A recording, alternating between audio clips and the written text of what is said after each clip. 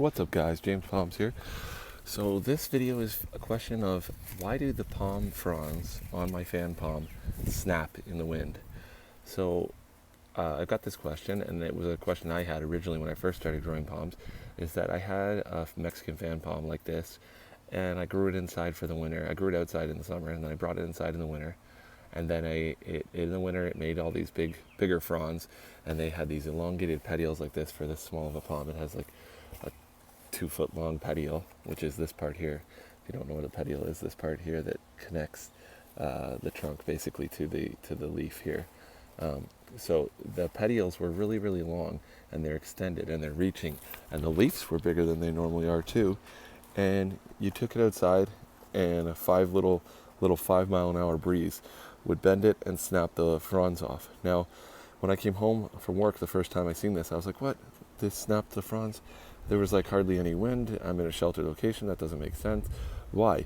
Well, the palm is stretching too much for sun, and it was growing inside in the winter, and it wasn't designed to handle the wind. Basically, it had grown into the climate you put it in. So the palm will always grow wherever you put it. It'll try to make it whatever do, so make do with whatever situation it's in. So it made the leaves way bigger, way flimsier, but it didn't have to deal with any wind.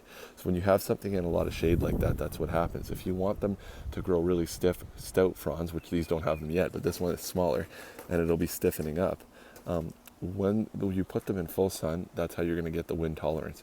So the palm that actually I took this picture of for the thumbnail, I think I have the picture. I don't know at this time if I actually still had it, but basically this one is one too. But you can see this one I gave it a lot more artificial light, which was enough to keep it, these fronds. I've given these palms enough that it kept it from actually breaking them.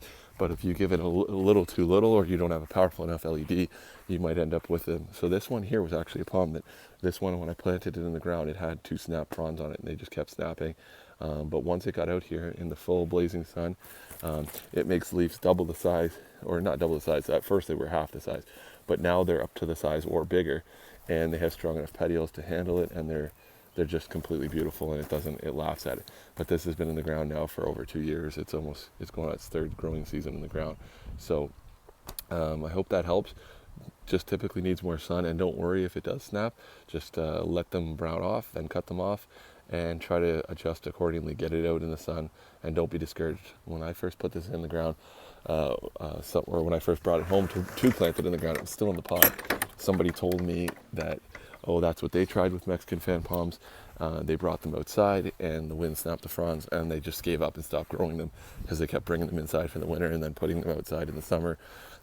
So plant it in the ground and protect it if you want, or plant it somewhere you can, or just keep it in more sun.